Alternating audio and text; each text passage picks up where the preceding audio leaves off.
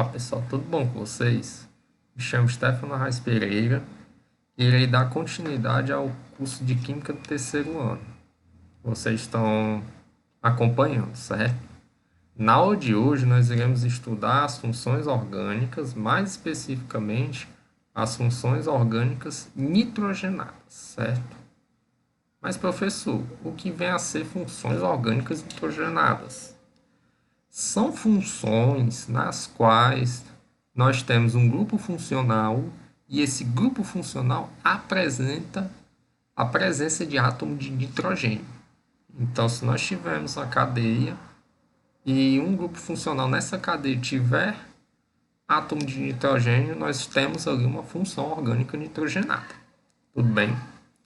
E na aula de hoje nós vamos abordar especificamente duas classes, né? As classes das aminas e as classes das amidas. Tudo bem?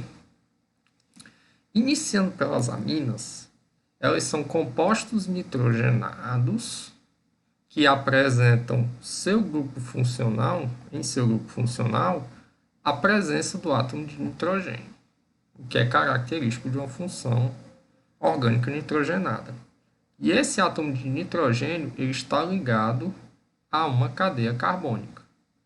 Então, se nós tivermos essa configuração de um átomo de nitrogênio ligado a uma cadeia carbônica, a função orgânica que nós estamos falando é a função orgânica das aminas. Tudo bem?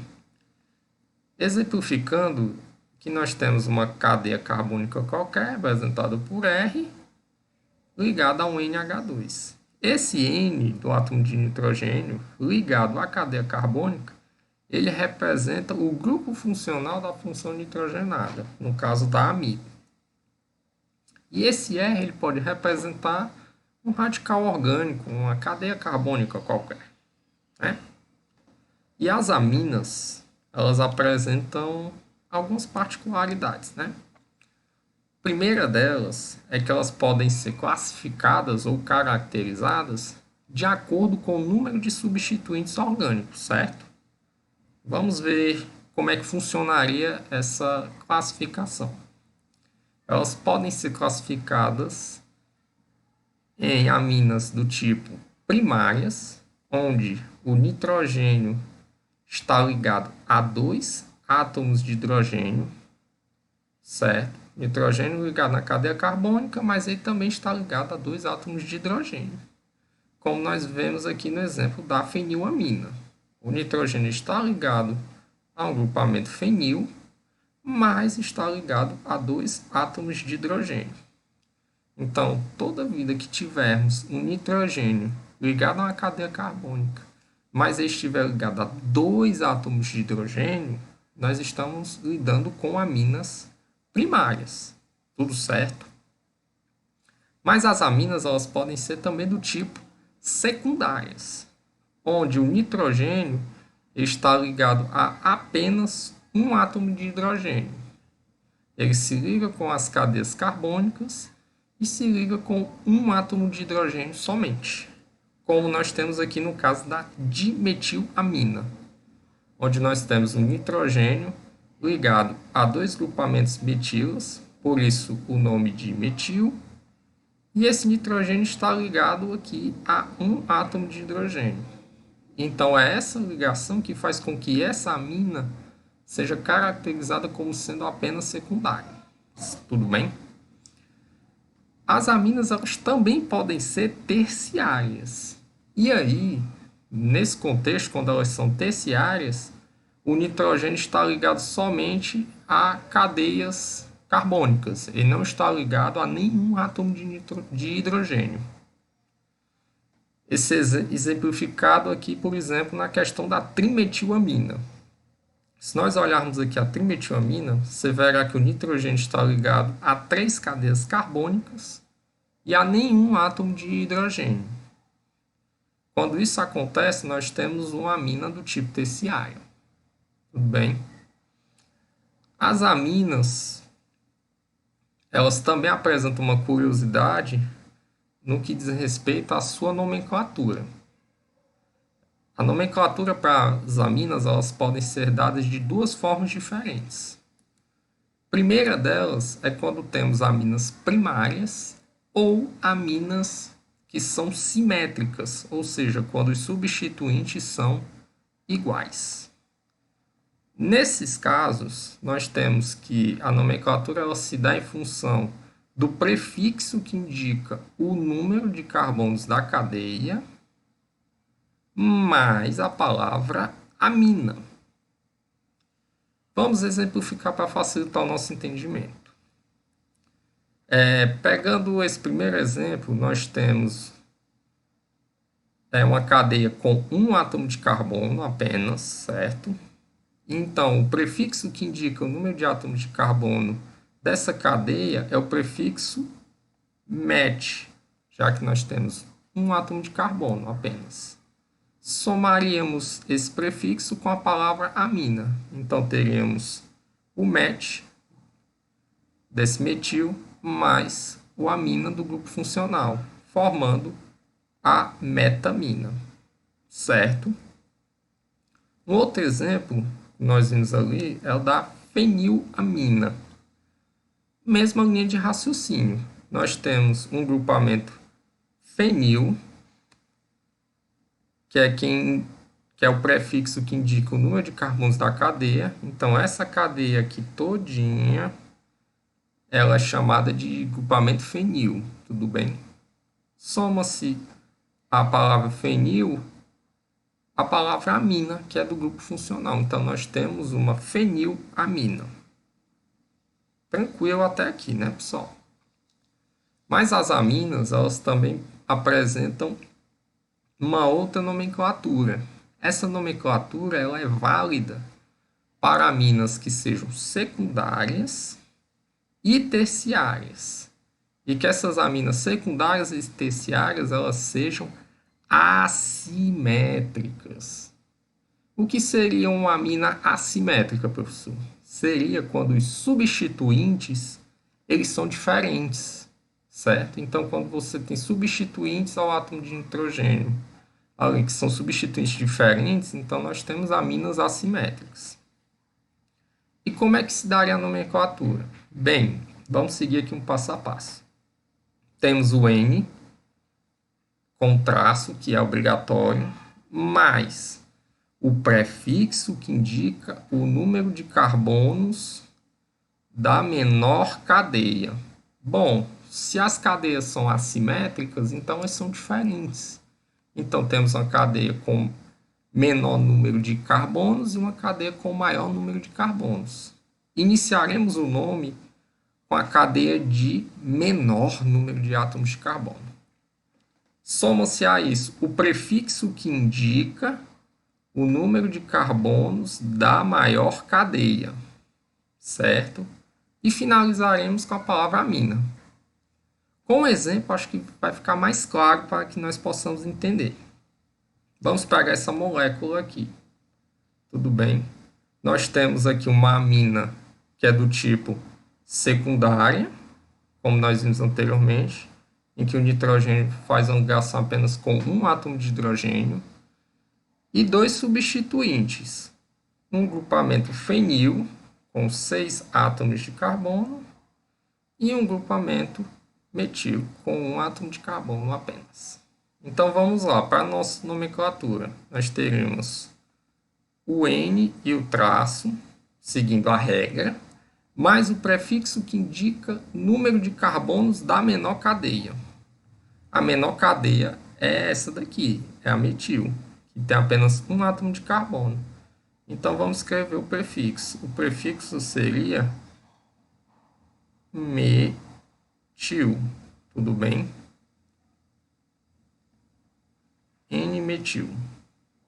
Mais o prefixo que indica o número de carbonos da maior cadeia, que é essa daqui com 6 carbonos, que é um grupamento fenil esse daqui, né, pessoal? Nós acabamos de ver ali no exemplo anterior.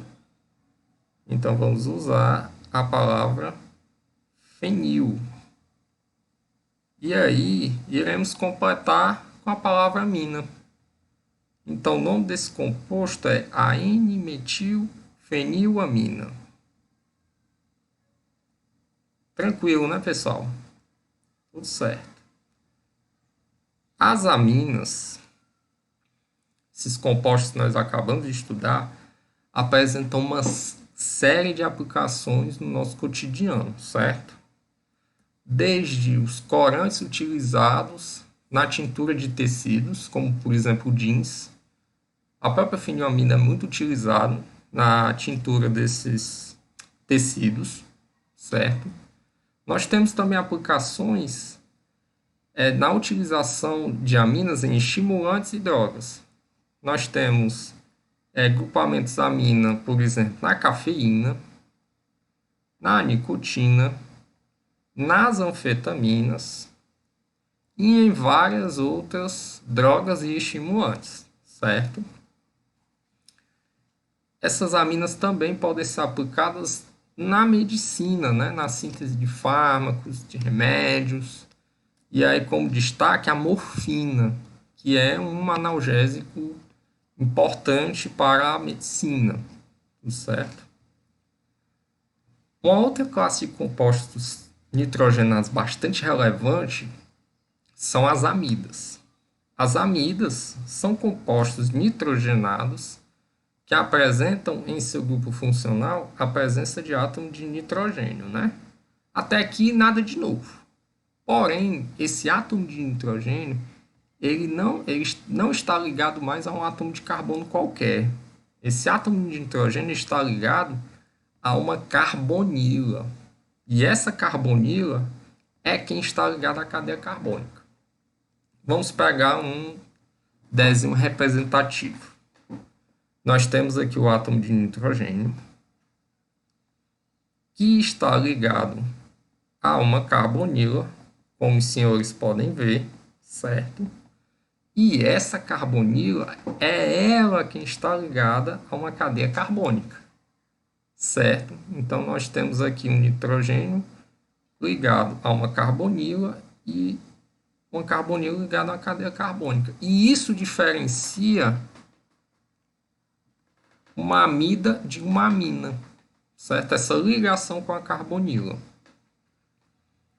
E aí, as espécies R, R' e R2', elas podem ser um hidrogênio, podem ser grupos alquila ou grupos aurila. Tudo bem? As amidas, assim como as aminas, elas também podem ser caracterizadas de acordo com os números de substituintes orgânicos. Lembra aquela classificação que nós fizemos agora há pouco entre primárias, secundárias e terciárias?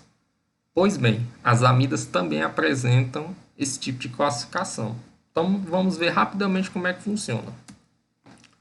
Nós temos as amidas primárias, onde o nitrogênio está ligado à carbonila e esse nitrogênio está ligado a dois átomos de hidrogênio. E aí, de novo, assim como nas amidas, quem determina se uma amida é primária, secundária ou terciária é o número de hidrogênios ligado ao nitrogênio, certo? Nós também temos as amidas secundárias, onde o nitrogênio está ligado a uma carbonila, onde ele está ligado também a uma cadeia carbônica e a um átomo de hidrogênio apenas. Isso no contexto de uma amida secundária. E em uma amida terciária, o nitrogênio não está ligado a nenhum átomo de hidrogênio, somente a carbonos. Tranquilo? As amidas, quanto à sua nomenclatura, elas apresentam também similaridades com as aminas. Ou seja, nós temos uma nomenclatura para as amidas primárias, e essa nomenclatura ela segue a seguinte regra. O prefixo que indica o número de cadeias de carbono bom da cadeia, ele se soma à palavra amida. Então, como exemplo, pegando essa molécula, nós temos 2 átomos de carbono. O prefixo para 2 átomos de carbono é et. Somaremos isso com a palavra amida e teremos uma etamida, certo? Um outro exemplo aqui, nós temos dessa estrutura aqui, com um átomo de carbono, 2 átomos de carbono, 3 átomos de carbono. O prefixo para 3 átomos de carbono é a palavra prop, certo? Soma-se prop mais a palavra amida, nós temos uma propamida. Tudo certo? Até aqui tranquilo, né? Porém, quando nós chegamos na outra regra para a nomenclatura de amidas, a situação complica um pouquinho mais, né?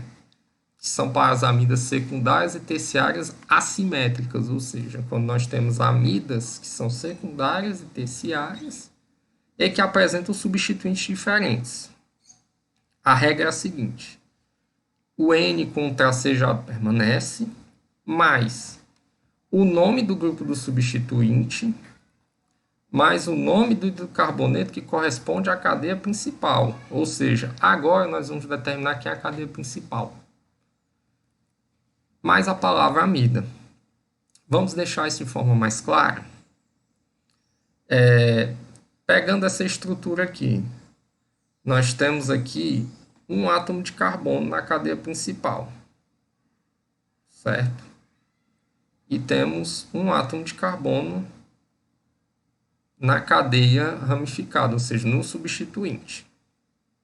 Nomeando essa molécula, nós temos o N tracejado, o nome do grupo do substituinte.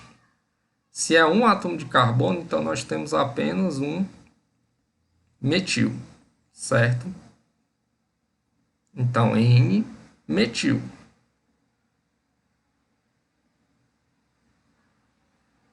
N-metil. Na cadeia principal, nós temos só um átomo de carbono. O prefixo para um átomo de carbono é a palavra MET. M-E-T. Soma-se a isso a palavra amida. Então, nós temos a N-metil metamida, certo? É até um pouco mais simples de se dar nome do que quando se compara com as aminas, né? E aí, assim como as amidas também apresentam assim inúmeras aplicações no nosso cotidiano sem sequer a gente se dar conta, né? Como, por exemplo, a utilização na indústria como matéria-prima para se produzir adubos e fertilizantes, né? Ou seja, para se melhorar a qualidade dos solos e, por conseguinte, melhorar a produtividade. Então, se utiliza fertilizantes à base, por exemplo, de ureia. Ureia é uma amida, certo? Além disso, nós temos também amidas sendo utilizadas na síntese de polímeros, como, por exemplo, os poliuretanos, que são os plásticos, e o Kevlar. O Kevlar é um polímero que é utilizado, por exemplo, na síntese de coletes à prova de bala. Mas ele também pode ser utilizado na síntese de cintos de segurança, na síntese dos macacões dos pilotos de Fórmula 1, nos próprios para-choques dos carros de Fórmula 1, nas raquetes de tênis. Então, polímero que é utilizado, assim, aplicado de maneira muito vasta, né? Além disso, as amidas também são aplicadas na síntese também de medicamentos, como os barbitúricos. Os barbitúricos, eles são depressores do sistema nervoso central, ou seja, são fármacos que se utilizam desse mecanismo de ser depressor do sistema nervoso central para justamente acalmar um pouco mais os pacientes, né? São muitas vezes utilizados como calmantes. Mas eles têm seu uso um tanto quanto que restrito por provocar alguns efeitos colaterais, como sonolência, diminuição da pressão sanguínea. Então, eles são utilizados com o máximo de cuidado possível, certo? Então, pessoal, esse aqui foi um breve apanhado das funções orgânicas nitrogenadas, mais especialmente das funções amina e amida. E na próxima aula nós nos encontraremos novamente para a resolução da lista de exercícios, tá certo? Só. Então, até a próxima e muito obrigado.